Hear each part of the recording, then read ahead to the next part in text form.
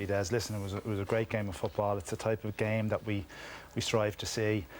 Two teams playing with an adventurous style, going at it. When you get a day when both full forward lines are on top, you're going to get a fantastic game of football. You have to admire both teams, credit to both of them. It's going to be tough, 6-day turnaround. You know, Mayo full of resilience, full of character, as we always know, but they are improving. All the games are standing to them. They're getting better, they're getting sharper. Kerry, you know, a point ahead coming into the final minute, and you're kind of saying Kerry haven't turned up. Played with in a very adventurous style, pushed up on Mayo. It didn't work, but they got away with it. So loads of scope for improvement there. But Mayo, you know, again, they never failed to surprise us with some of their tactical changes. No.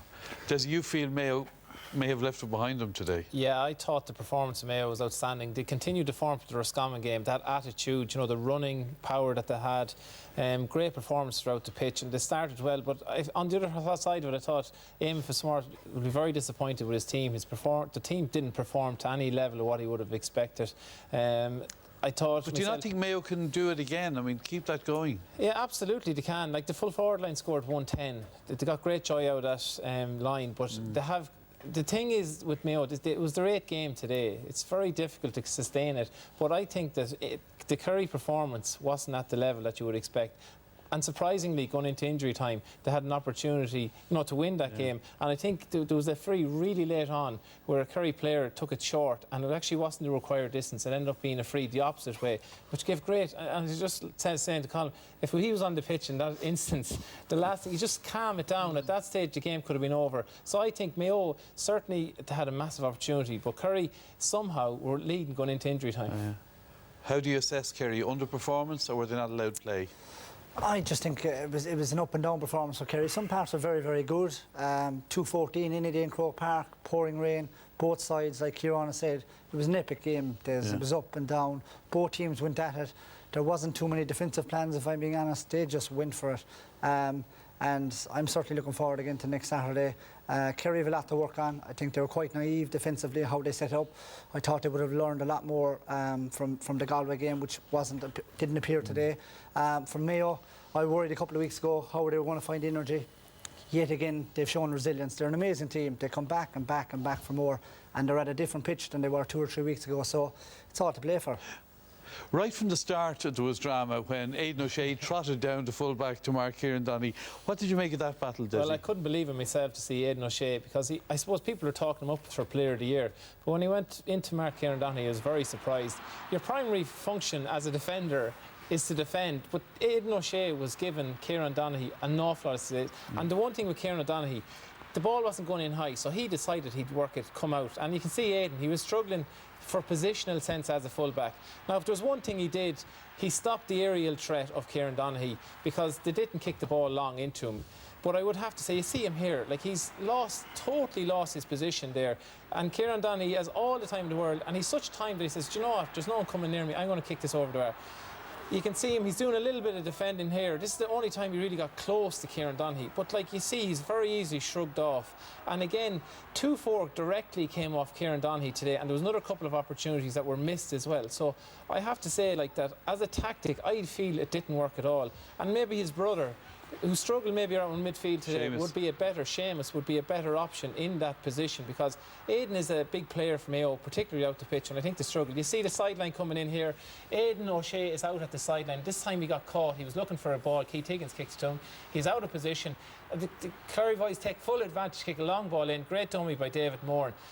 But you see, you do need a big presence on Kieran Donaghy. And when he did go off him in that instance, there was a threat straight away. Yeah. So, like, I do think that they need a big man on him, but certainly not Aidan O'Shea. He's too important, and get maybe Shamey on him and let Aidan out the pitch. But you were sitting beside me, Colin. You said it possibly did alter the Kerry tactics. It did. I think Mayo were so concerned by Donaghy playing on top of the square, and so concerned about his aerial ability.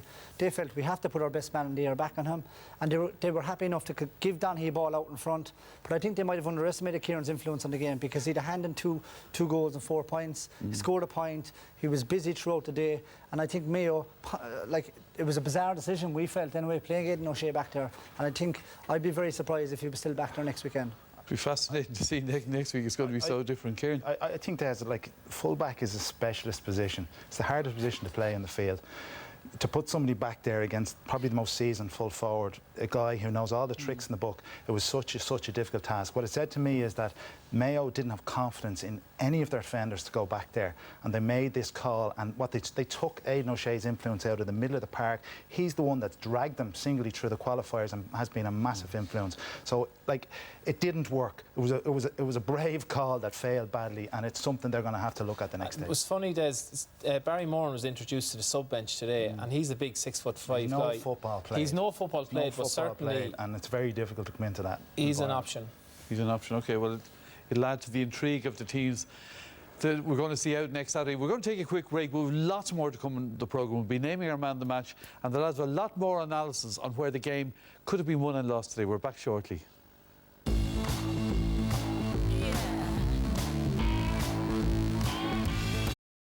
Like, if Kerry are known to play a high press game, they've done it against the Dubs, but today they flooded the midfield section. You know, at times, numerous times throughout the game, they left their full back line badly exposed. They were trying to cut off the Mayo running game. They committed bodies, 8-9 bodies across the middle. You can see the space that they leave inside. Andy Moran's inside on his own. That's a forward's dream. Here's a period in the first half where it results in a goal. You can see they have 8 bodies out. They were very conscious of the runners from deep, where Mayo do a lot of damage. Mayo were brilliant today because they kicked the ball. They were smart. They saw the space inside. Cillian O'Connor was in there. Andy Moran was in there all day, and they kicked through those 7-8 players, and they got huge rewards. You can see here, ball comes in, and Colin Boyle comes in a diagonal run, doesn't even get a good pass. But what happens is Kerry are all over the place. They've no structure. They're coming back 6s and 7s. They don't know who they're tracking. They're all over the place, and this happened regularly today. And you see Boyle steps inside, absolute great dummy, and a fantastic finish. So you wonder, you know, what was their tactical approach in that regard? And to be fair, Kieran, I think the knock-on effect was seen by Andy Moran. He was devastating all day. In front of goal, that's a super finish. I know the Kerry defending wasn't hectic, but that's a great finish. Again, you can see him inside here. He's looking for the ball. He's constantly moving. And Kevin McLaughlin, who had a great game today, squirms out of tackle, and Andy Moran is always looping around. And that's a great score in the conditions. Going away from goal, kicking it straight over the bar. Again, inside, we look here, Shane Enright, he's 2 or 3 yards off him. That was the story of the day. And it breaks. Andy Moran knows where it's going to break. He's in there, and he's just so instinctive. He's going to kick those scores all day. So that was a big problem for Kerry all day. And I was surprised that's how naive they were. The worrying aspect on it. Because I think, Kieran, to be fair, these are problems that were there against Galway. They've given up goal chances in all their games so far, and I was really surprised they were so naive. There's 2 factors. One of the worrying things was, even on set plays, and particularly in the second half when Mayo had a set play, there was no effort to get back and protect the full back line. Yeah. And I question, I don't know, I think it's unfair to hang out the full back line. It's very difficult to play in that space one-on-one.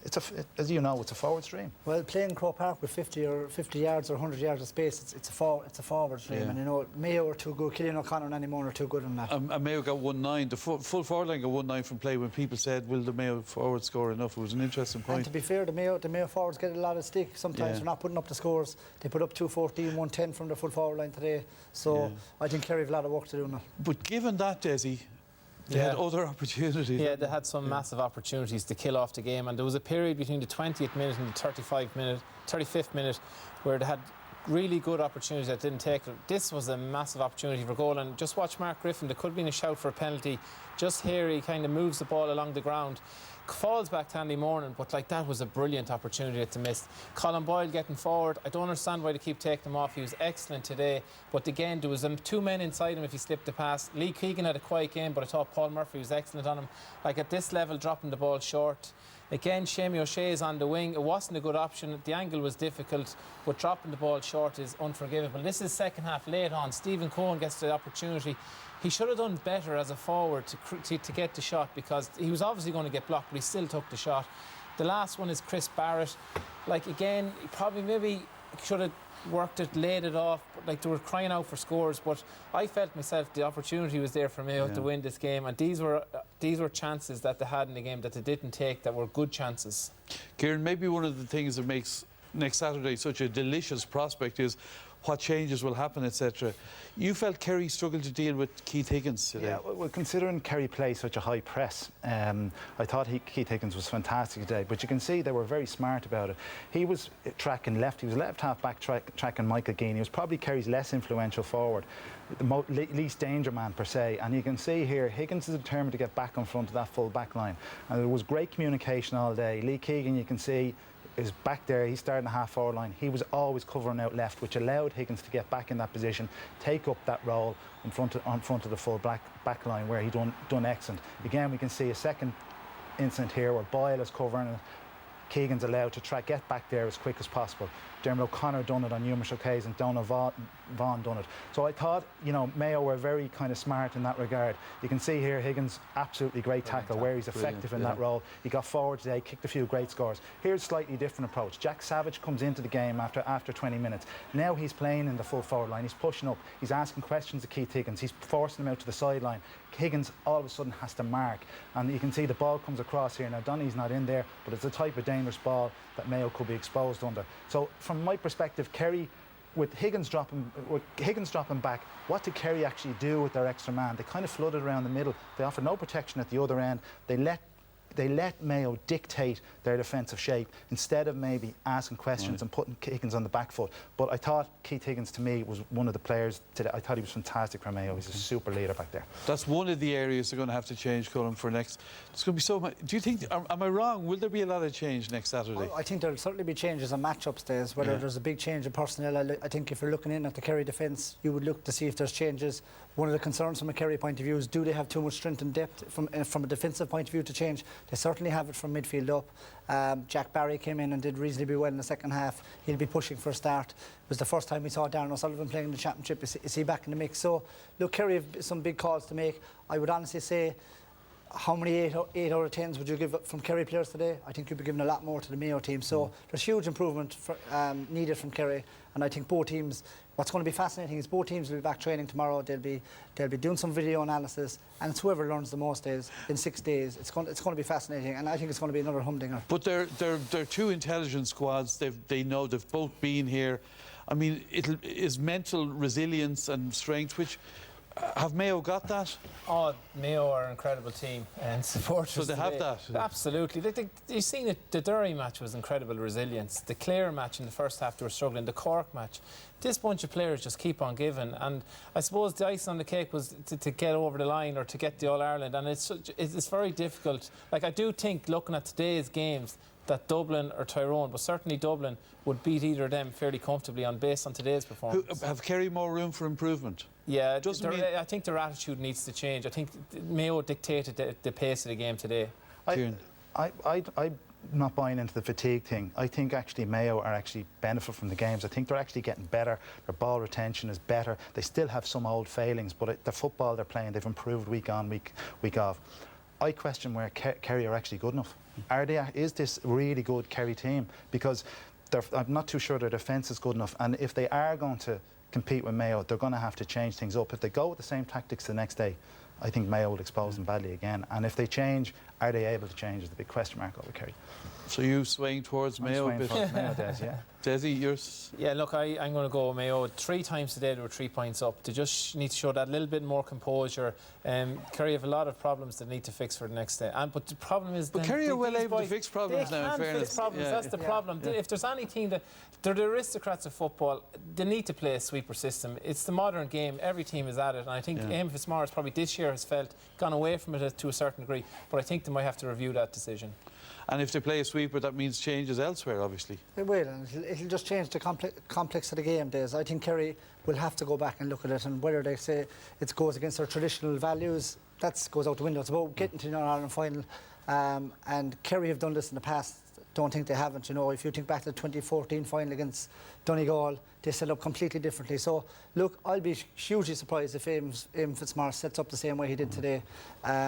And if Kerry don't change some of the personnel as well, I think it'll be. I don't see them conceding 2-14 next weekend. I'll put it like that. There could be an SOS out for the Gooch down in Killarney this week. Because get this man ready. Don't think so. Desi went like this when you said throw the traditional values. He put his hand to his mouth.